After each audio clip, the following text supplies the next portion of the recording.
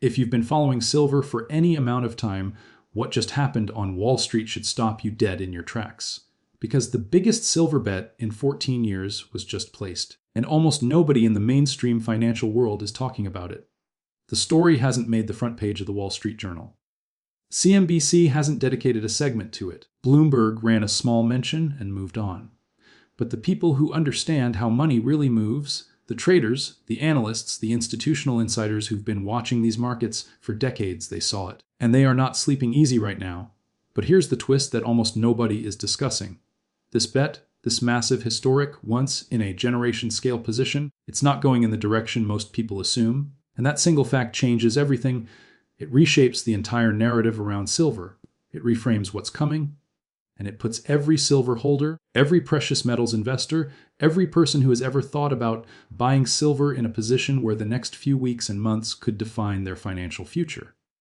Stay with me, because by the end of this video, you are going to see the silver market in a way you have never seen it before. You are going to understand things that most retail investors never figure out until it's too late. And you are going to walk away with a clear, calm, intelligent plan for whatever comes next. Welcome back to the channel. If you are new here, this is where we talk about real money, real markets, and real strategies. No hype, no false promises, no clickbait without substance. Just the honest, researched, deeply examined truth about what is happening in the financial world and what it means for regular people trying to protect and grow their wealth. I want to start this conversation the right way. I want to start it with respect, respect for the complexity of markets, respect for the intelligence of the people watching this, and respect for the very real stakes involved when we talk about money. Because this isn't abstract. This isn't academic. This is your savings. This is your retirement. This is the financial security of your family. And that deserves to be treated seriously. So let's get into it. Let's go deep. Let's go all the way back to the beginning. To understand what's happening right now, we have to understand what happened before. And we have to understand the nature of the beast we are dealing with. Silver is one of the oldest forms of money in human history. Long before paper currency existed. Long before central banks existed. Long before stock markets existed. Silver was money. Real, tangible, universally accepted money. Civilizations were built on it. Trade routes were established because of it. Wars were fought over it. Kings hoarded it. Merchants priced everything in it. For thousands of years, if you held silver, you held wealth. Period. And then something changed. The world moved to paper money. Governments decided they didn't want to be constrained by the amount of silver or gold they had in their vaults. They wanted the freedom to print, to expand, to stimulate. And so, slowly and then all at once, the monetary system detached from precious metals entirely. The final nail in the coffin came in 1971 when President Nixon ended the convertibility of the US dollar to gold. From that moment on, every currency in the world became what economists call a fiat currency, money backed by nothing except the promise of the government that issued it. Now, I'm not here to debate whether that was the right decision or the wrong decision. Economists have been arguing about that for over 50 years, and they will be arguing about it for 50 more. What I am here to tell you is what happened to silver after that moment. Because the story of silver from 1971 to today is one of the most dramatic, volatile, misunderstood stories in all of financial history. After the gold standard ended, silver did something remarkable. It went on an absolute tear. From the early 1970s to 1980, silver went from under $2 an ounce to nearly $50 an ounce. That is a gain of over 2,000% in less than a decade. People who held silver through that period became wealthy. Genuinely, life-changingly wealthy. It was one of the greatest bull markets any asset class had ever seen, and then it crashed. Hard, dramatically, painfully. By the mid-1980s, silver had fallen back below $6. Billions of dollars in paper wealth had evaporated. The Hunt brothers, two of the wealthiest men in America at the time, had tried to corner the silver market and ended up losing nearly everything. It was a cautionary tale that got passed down through generations of investors. Silver is volatile. Silver is dangerous. Silver will humble you. But here's what the cautionary tale always leaves out. Here's the part that never makes it into the history books. The people who bought silver in the early 1970s, the ones who got in before the mania, the ones who understood the fundamentals, the ones who held with conviction through the noise, those people did extraordinarily well. Even accounting for the crash, even accounting for the years of pain that followed, the long-term holders of silver during that era beat virtually every other asset class. And then came 2011. Silver ran again. This time it hit nearly $50 an ounce once more, almost the exact same level as the 1980 peak 30 years later. And once again, it fell back sharply. Once again, the narrative became that silver was a speculation, a gamble, a fool's errand. Once again, the mainstream financial establishment wrote it off. And once again, the people who understood what was actually happening underneath the surface, the supply, the demand, the monetary dynamics, the industrial transformation, they stayed patient, they stayed positioned. And they waited, which brings us to today, which brings us to right now, which brings us to this moment, the biggest silver bet in 14 years, and why it is not going in the direction you think. Let me explain exactly what we are looking at in the current market. The Commitment of Traders Report, commonly called the Kyoto Report, is published every week by the Commodity Futures Trading Commission. It is one of the most important documents in all of commodities trading, and most retail investors have never read it, don't understand it, or don't even know it exists. But professional traders, hedge fund managers, and institutional analysts study this report with the intensity of a surgeon reading an X-ray. Because it tells you exactly what the big money is doing. The XOT report breaks down futures market positioning into categories. You have the commercials, these are the miners, the refiners, the industrial users, the people who actually produce and consume silver in the real world and use the futures market to hedge their business risk. You have the large speculators, these are the hedge funds, the managed money accounts, the institutional traders who are purely in the market to make money on price movements. And you have the small speculators, the retail traders, the individual investors, the smaller players. What the most recent KOT report shows for silver is extraordinary.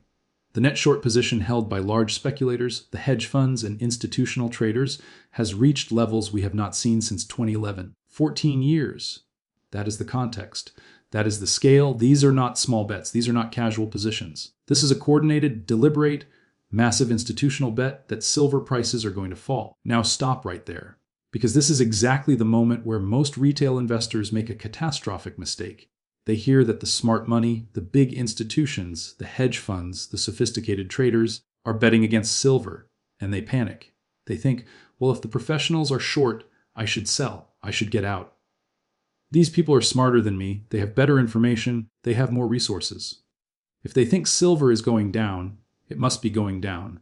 And that line of thinking has destroyed more retail investors than almost any other mistake in the history of markets. Here is what you need to understand about large speculator short positions in commodities markets. Here is the truth that the financial industry does not advertise. Here is the insight that takes years of market observation to internalize. A massive short position is not just a bet on lower prices. It is also, simultaneously, a massive amount of future buying pressure that is locked and loaded and waiting to enter the market. Think about it mechanically. When a hedge fund sells silver futures short, they are borrowing contracts and selling them into the market. They receive cash. But they have an obligation, a legal, binding obligation, to buy those contracts back at some point in the future. Every single short position that exists in the silver futures market right now represents a future purchase. Not a maybe. Not a possibility. A certainty. Those contracts will be bought back. The only question is when and at what price. So when you see the largest short position in 14 years built up in silver, you are not just seeing bearish sentiment. You are seeing the largest wall of guaranteed future buying pressure in 14 years stacking up underneath this market. Every single one of those hedge funds, every single one of those short sellers is going to have to come back into this market as a buyer. They have no choice. Now let's layer on top of that the concept of the short squeeze. Because this is where the story gets genuinely explosive. A short squeeze happens when prices start moving against the short sellers. When silver starts to rise instead of fall, the short sellers begin losing money on their positions. At a certain point, when the losses become large enough, when their risk models flash red, when their prime brokers start making margin calls, they have to close their positions. And closing a short position means buying. And when thousands of traders are all trying to buy at the same time in a market that is already moving against them, the price doesn't just go up. It goes vertical. We have seen this happen in silver before. Multiple times. The moves are stunning. The speed is breathtaking. And the people who are positioned on the right side of a silver short squeeze, holding physical metal, holding well-positioned mining stocks, holding long futures positions, those people see gains that most investors never experience in a lifetime of conventional investing. I am not telling you a short squeeze is guaranteed. I want to be crystal clear about that. Markets are unpredictable.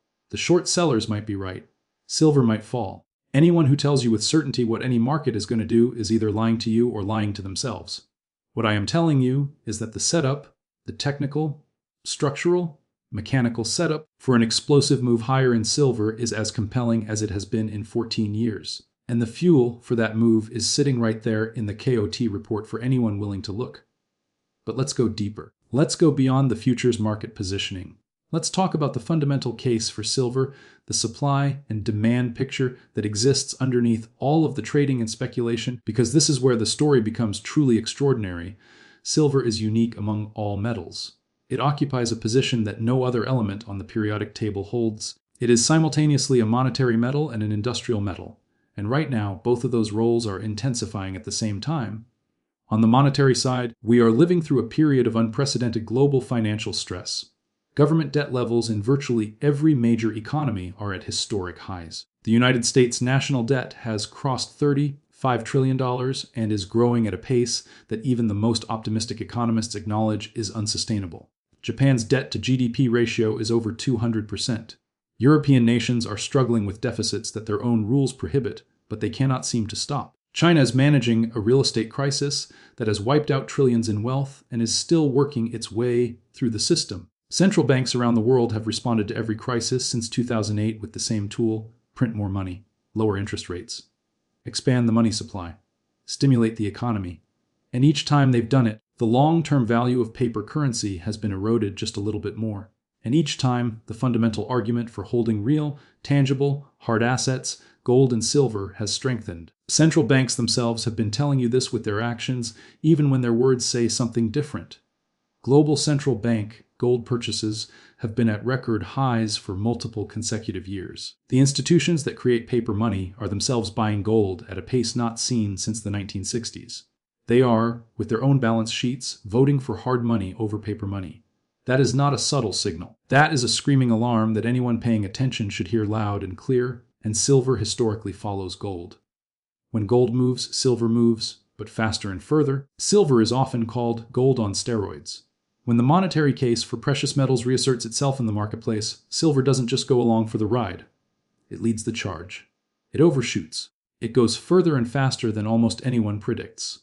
But then there is the industrial side of the silver story. And this is where things get genuinely mind-bending. Because the industrial demand for silver is not just growing, it is transforming. It is shifting from the old economy to the new economy in a way that is going to create sustained, structural, decade-long demand that the market is nowhere near pricing in.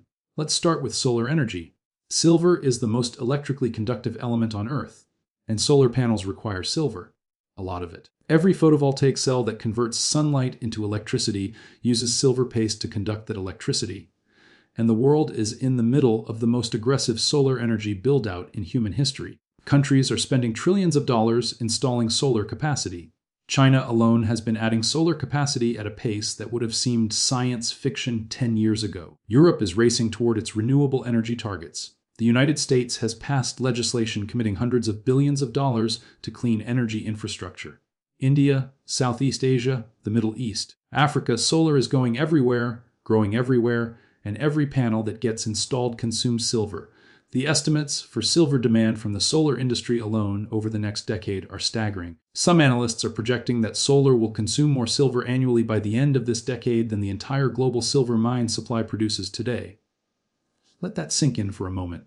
Just one application, just solar panels, could absorb more silver than all the world's mines produce. Before you even account for jewelry, silverware, coins, electronics, medical applications, and everything else silver is used for. Then there is the electric vehicle revolution. Every electric vehicle contains significantly more silver than a conventional internal combustion engine vehicle.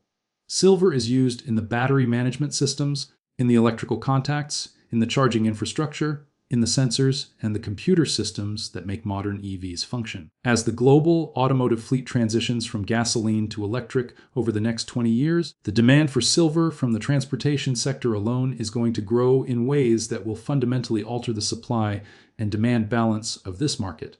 And then there is artificial intelligence. The semiconductor industry, the chips that power AI systems, data centers, smartphones, computers, everything that makes the modern digital economy run requires silver.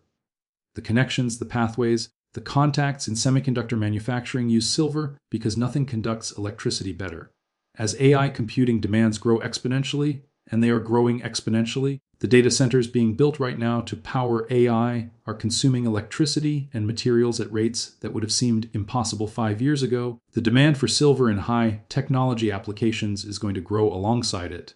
Medical applications are another area of rapidly growing silver demand. Silver has remarkable antibacterial properties that have been known for centuries but are now being deployed in cutting-edge medical technology at scale. Wound dressings, surgical instruments, implants, antimicrobial coatings for hospital surfaces, water purification systems.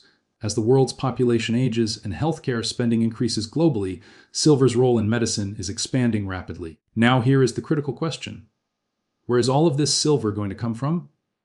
Because the supply side of the silver equation is, if anything, even more compelling than the demand side. Silver mining is genuinely difficult. Silver is rarely found in pure, concentrated deposits that can be mined economically on their own. The majority of the world's silver production comes as a byproduct of mining other metals, primarily copper, lead, zinc, and gold. This means that silver supply is largely determined not by the silver price, but by the economics of mining these other metals. If copper prices fall and copper mines shut down, silver production falls too, regardless of what silver prices are doing. Primary silver mines where silver is the main product, are relatively rare, and the pipeline for new silver mines is extremely thin. Finding a new silver deposit, permitting it, building the infrastructure, and bringing it into production takes 7 to 10 years on average and costs hundreds of millions of dollars. Even if silver prices doubled tomorrow, new supply could not reach the market for nearly a decade. Meanwhile, existing silver mines are aging. Ore grades, the concentration of silver in the rock being mined, have been declining steadily for years. Miners are having to dig deeper and process more rock to get the same amount of silver they got from shallower, higher grade deposits in the past. This means rising costs, rising energy consumption, and rising environmental challenges. The easy silver has largely been found. What remains requires more effort, more capital, and more time to extract. Add this all together, the surging industrial demand from solar, EVs, AI, and medicine, the monetary demand from investors and central banks seeking inflation protection, and the constrained, inelastic supply, and you have the ingredients for a supply squeeze of historic proportions. Not next week. Not necessarily next month. But over the medium to long term, the fundamentals of the silver market are among the most compelling of any asset class in the world right now. So now we have to ask the question that every intelligent investor needs to ask when they see this kind of setup. If the fundamentals are this strong, if the demand picture is this compelling, if the supply constraints are this real, why is Wall Street making the biggest short bet in 14 years?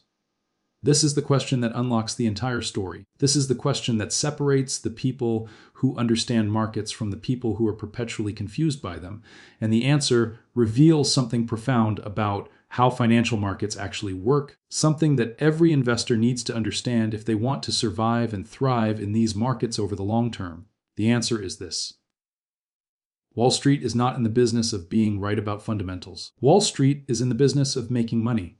And sometimes, often actually, those are two completely different things. Large hedge funds and institutional traders operate on time horizons that are completely different from the time horizons of long-term investors. A hedge fund manager might have a 3-month time horizon. A momentum trader might be looking at a 3-week window. A high-frequency algorithm is operating on a 3-millisecond basis. These people are not making a bet that silver's fundamental value is lower than its current price. They are making a bet that they can push the price down, create fear and selling pressure, cover their shorts at a profit, and move on to the next trade, all before the fundamental story has time to play out. This is not illegal. This is not even unethical by the standards of the industry. This is simply how sophisticated market participants operate.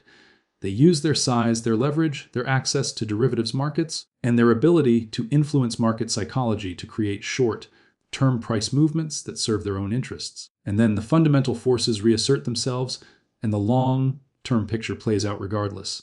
The history of silver, and of commodities in general, is littered with examples of this pattern. The big money shorts the market. The price falls. Retail investors panic and sell. The short sellers cover their positions at a profit. And then the fundamental bull case reasserts itself, and the price goes to new highs.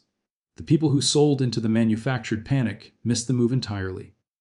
The people who understood what was happening, held their conviction, and kept their positions, they were the ones who ultimately won. I want to tell you about a specific pattern that technical analysts and market historians have identified in silver markets repeatedly over the decades.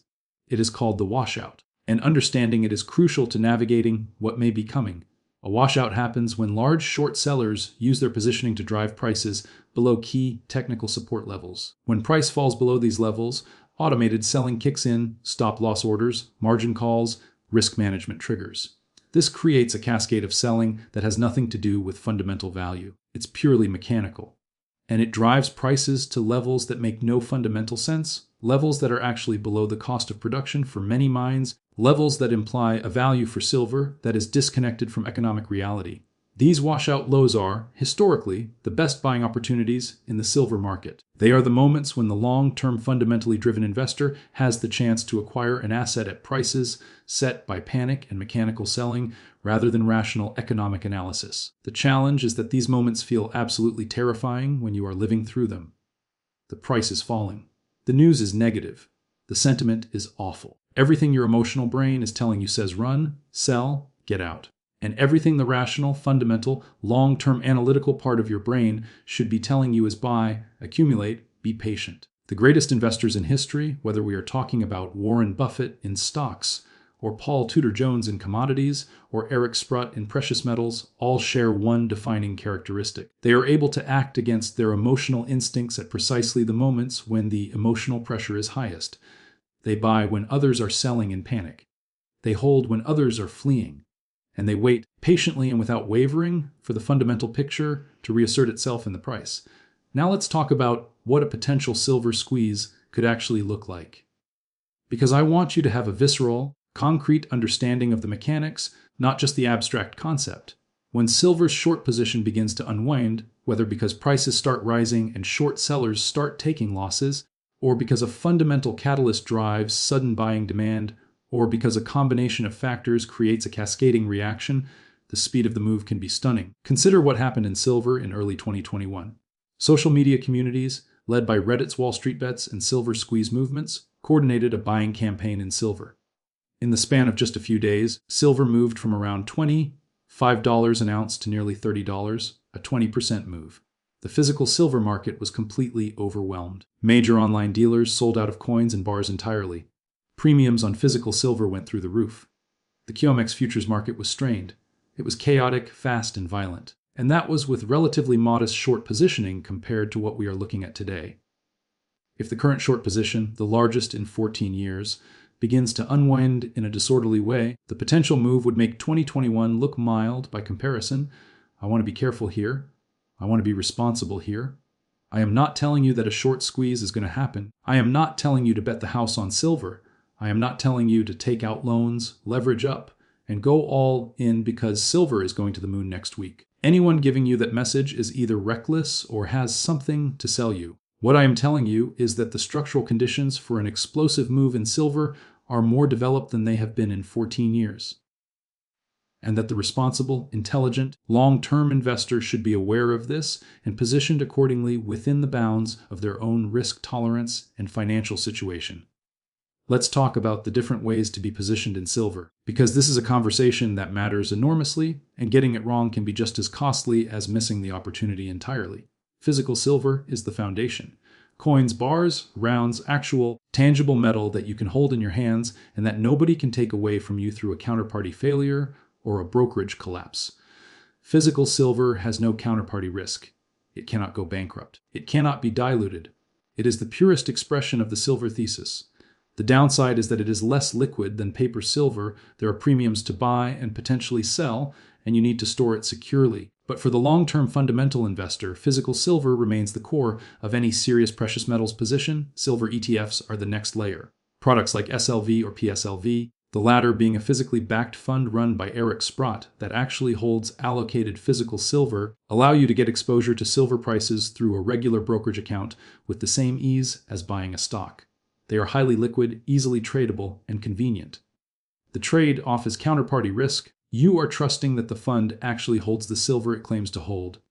For the Sprott Physical Silver Trust in particular, the audit trail and storage protocols are considered best in class among silver funds. Silver mining stocks offer leveraged exposure to the silver price. When silver goes up, well-managed silver mining companies typically go up more because a small increase in the silver price can translate into a large increase in mining profits. A mine that costs $15 an ounce to produce and sells silver at $25 makes $10 profit per ounce. If silver goes to $35, the profit per ounce doesn't just go up by 40%, it doubles. That's operating leverage, and it can be a powerful tool in a silver bull market. The risk is that mining stocks carry all the normal risks of equities: management quality, geopolitical risk in the mining jurisdiction, operational issues, hedging programs that limit upside. They require more research and more active management than simply holding physical metal or an ETF. Silver futures are for experienced traders only. The leverage involved makes them potentially very profitable and potentially devastating in equal measure.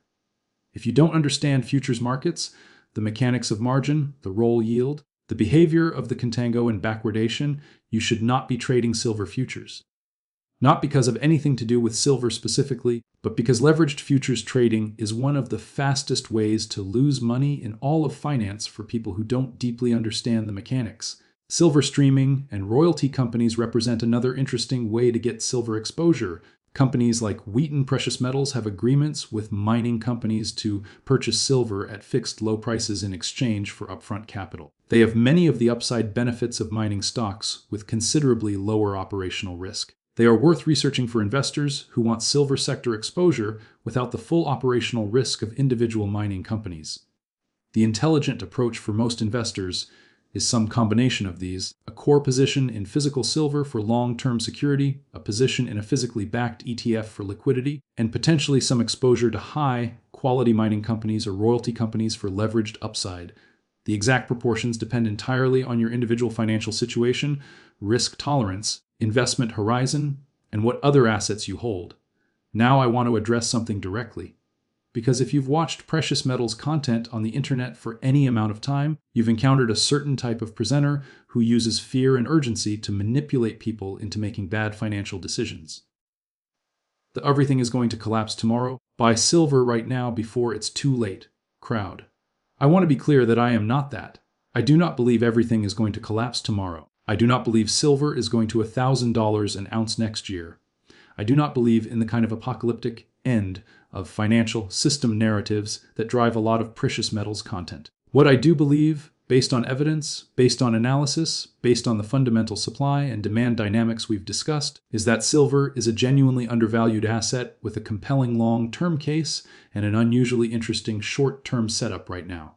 That is a meaningful statement without being a sensational one. And meaningful, evidence-based analysis is what I am trying to provide. Let me now spend some time on the macro environment, because the context in which this silver bet is being placed matters enormously for understanding what might happen next. We are living through one of the most complex and uncertain macroeconomic environments of the past 50 years.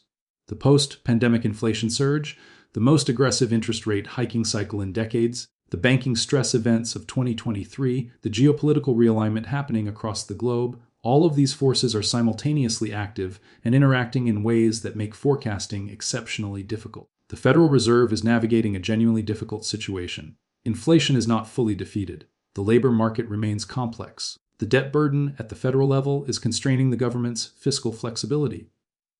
The Fed's credibility, hard-won after decades of institutional development, was damaged by their initial characterization of inflation as transitory and is still being rebuilt. Every meeting, every statement, every hint of policy direction moves markets dramatically because the uncertainty is so elevated.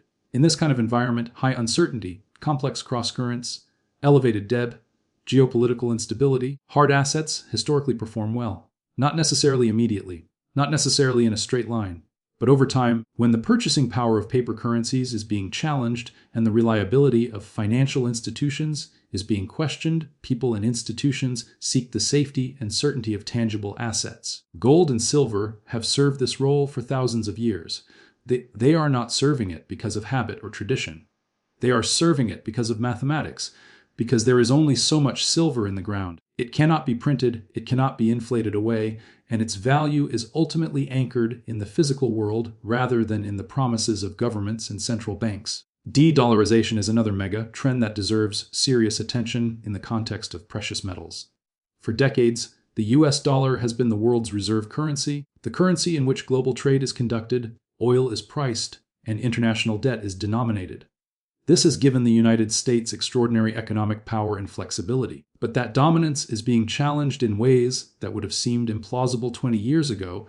Russia and China have been actively working to reduce their dependence on dollar-denominated systems. The BRICS nations, Brazil, Russia, India, China, South Africa, have been openly discussing alternative trade settlement mechanisms. Saudi Arabia, the linchpin of the petrodollar system, has been exploring yuan-denominated oil transactions. Central banks across the emerging world have been systematically reducing their dollar reserves and increasing their gold reserves. If the dollar's reserve currency status is genuinely under threat, and I want to be careful here, this is a decades-long process, not a next-month event, the implications for precious metals are profound. The demand for a neutral reserve asset that is not under the control of any single government would surge.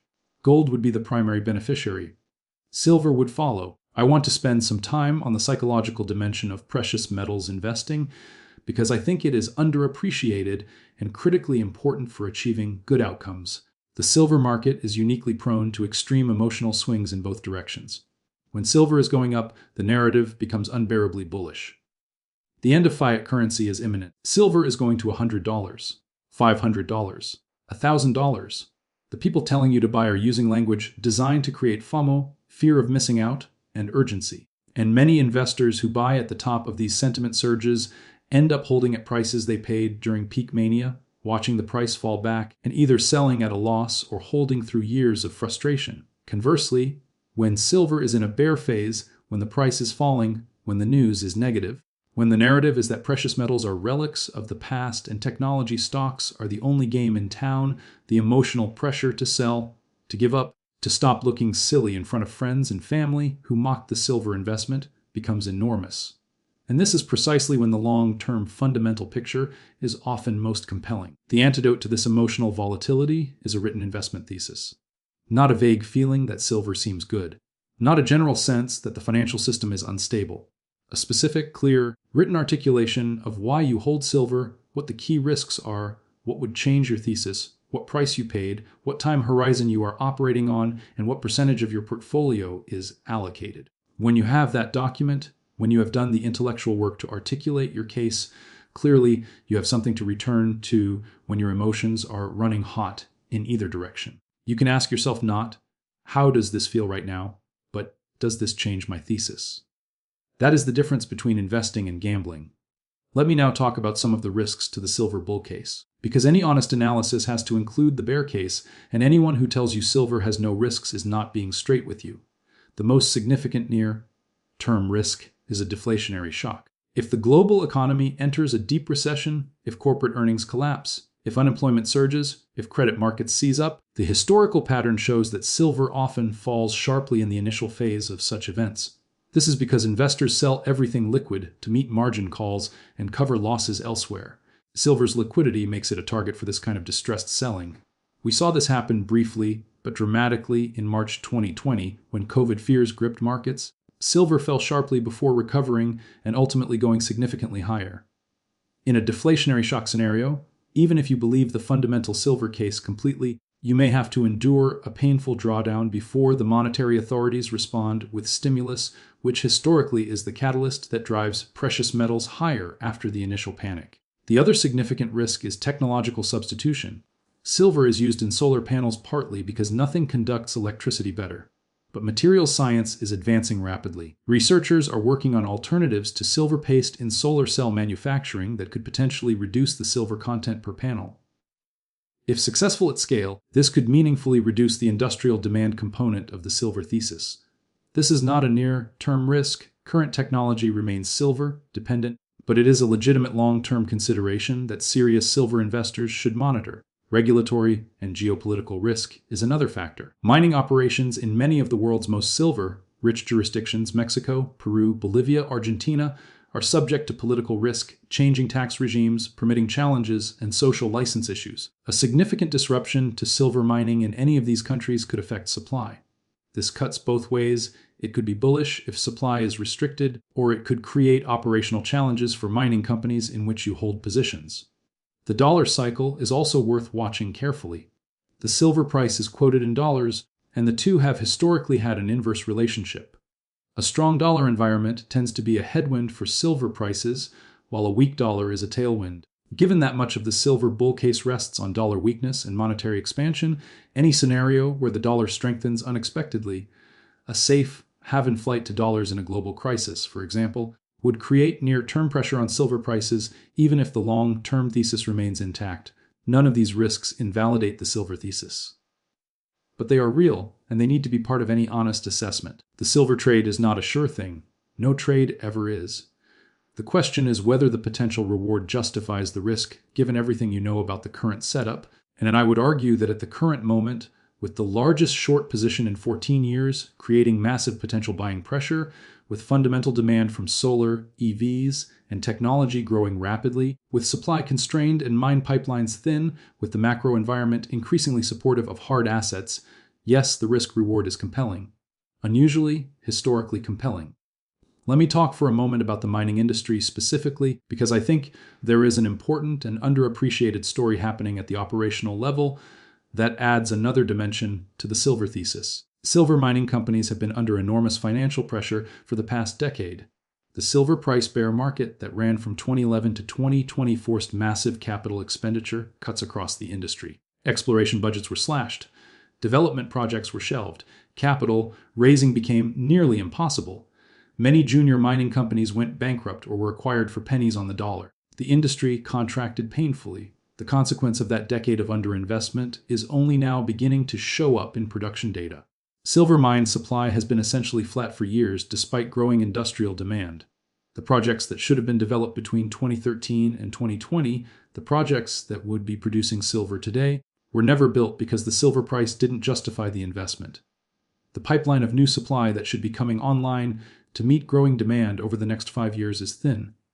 Genuinely, concerningly thin, when you have a market where demand is growing structurally, driven by the most powerful industrial transformations of our generation, and supply is constrained by a decade of underinvestment, you have the conditions for a prolonged price rise that has nothing to do with speculation or sentiment. It is pure, fundamental supply and demand economics. The market will price silver high enough that new supply becomes economical, new mines get built, new investment gets committed. But that process takes time, years. And in the meantime, the metal that exists in the ground and above it is priced in a market where demand is competing with constrained supply. This is the kind of structural supply-demand imbalance that commodity investors look for once in a decade. And silver is displaying it right now. I want to spend some time on the silver to gold ratio because it is one of the most useful and most misunderstood tools in precious metals analysis. The silver to gold ratio simply measures how many ounces of silver it takes to buy 1 ounce of gold. Historically, over very long periods of time, centuries of market data, this ratio has averaged somewhere between 15 and 20. That is, in most historical periods, 15 to 20 ounces of silver bought 1 ounce of gold. Today, that ratio is around 80 to 90, meaning it takes 80 to 90 ounces of silver to buy 1 ounce of gold. Silver, relative to gold, is historically cheap. Dramatically, strikingly, historically cheap. In 2020, the ratio reached 120, meaning silver was at its most undervalued relative to gold in recorded modern market history. What happened next? Silver tripled in price over the following 18 months. The ratio doesn't tell you when silver will normalize.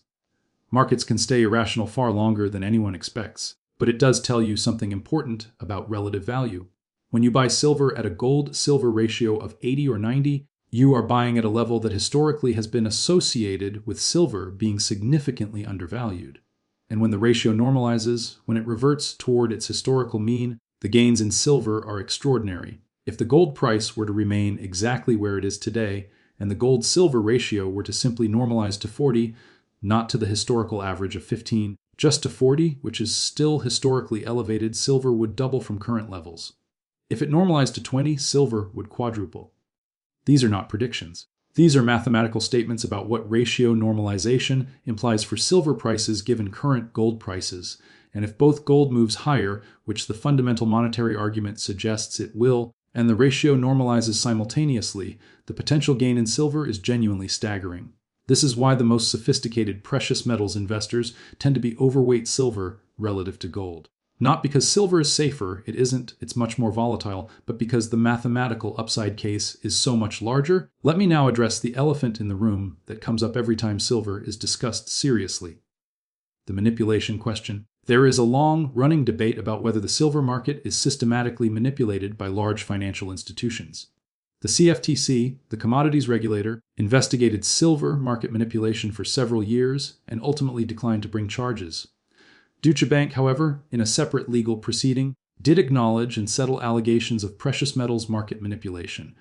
Other major banks have also paid settlements related to precious metals trading practices. I am not going to tell you the silver market is perfectly clean and free of any institutional influence, because the evidence suggests it is not. I am also not going to tell you that silver's price is entirely suppressed and that without manipulation it would be at $500, because that is not supported by rigorous analysis. What I will tell you is this: even if we assume some degree of institutional price management exists in the silver futures market, which the settlements and legal records suggest is at least plausible, it does not change the fundamental thesis. If anything, it strengthens it, because price management, if it exists, is ultimately a temporary force. Fundamental supply and demand dynamics are permanent forces, and when a temporary force works against a permanent force for long enough, the inevitable result is a violent and dramatic correction back to fundamental value. The longer the temporary force suppresses the price, the more energy builds up in the spring, and when that spring releases, the move is explosive. Physical silver demand is one of the most powerful forces that can overwhelm any paper market manipulation. When investors and industrial users decide they need physical metal and start taking delivery from futures exchanges and draining above ground inventories, the paper market has to reconcile with physical reality. We have seen periods of extreme stress in the silver physical market, periods where above ground silver stocks at the COMEX and LBMA have drawn down dramatically, where physical premiums have spiked to extraordinary levels, where the paper price and the price of actual metal diverged. These stress events are telling you something important about the tension between the paper silver market and the physical silver market. The above ground silver inventory picture is actually one of the most important and least discussed aspects of the current silver story. Unlike gold, where virtually all the gold ever mined in human history still exists in some form above ground, silver is largely consumed. It is used in industrial applications and not recovered. It ends up in landfills in tiny amounts too small to economically recycle. It disperses into the world in ways that gold does not. The above-ground silver inventory available to the market is genuinely, factually shrinking in relative terms. As a fraction of annual consumption, the silver stockpile is at levels that would have seemed alarming to anyone analyzing this market 20 years ago. This is not a theoretical concern. This is physical reality. Silver is being consumed faster than it is being produced. The difference is being made up by drawing on existing above-ground stocks, and those stocks are finite. At some point, the market is going to have to reconcile the gap between physical supply and physical demand through the mechanism that markets always use to reconcile supply and demand imbalances: price. Let me bring everything together now. Let me synthesize what we have covered and give you the clearest possible picture of where we stand. Wall Street has placed its largest silver bet in 14 years. It is positioned short. On the surface, this looks bearish. In reality, it represents the largest wall of guaranteed future buying pressure the silver market has seen in 14 years. Every short position is a future purchase. Every dollar of short interest is a dollar of future buying demand waiting to enter the market. The fundamental supply and demand picture for silver has never been more compelling. Solar energy, electric vehicles, artificial intelligence, and advanced medical applications are creating structural, decade-long demand growth that is unprecedented in silver's history. Supply is constrained by a decade of underinvestment in mining. Above-ground inventories are declining. The gap between physical supply and physical demand is being bridged by drawing down finite stocks. The macro environment, characterized by historic debt levels, monetary expansion, central bank gold buying, dollar uncertainty, and geopolitical realignment, is increasingly supportive of hard assets as stores of value. The silver-to-gold ratio remains at historically elevated levels, indicating that silver is significantly undervalued relative to gold on a long-term mean reversion basis. The stage is set. The ingredients are assembled. The potential energy in this market is extraordinary. What we don't know, what no honest analyst can tell you, is exactly when and how it releases. Markets move on their own timeline, not ours. Patience is not just a virtue in investing. it is a survival skill. Here is what the intelligent, long-term, fundamentally driven investor should take from everything we have discussed today. If you own silver, this is not the time to panic about Wall Street's short position. This is the time to understand it, contextualize it, and recognize it for what it is, the largest coiled spring of future buying pressure in 14 years. Hold your position, know your thesis, and have a plan for volatility. And do not make emotional decisions based on short-term price movements engineered by traders whose time horizon is measured in days or weeks. If you don't own silver and you have been watching this story from the sidelines, this is the time to do your homework. Not to rush in, not to bet more than you can afford to lose, but to seriously, rigorously examine the case for silver as a component of a diversified portfolio.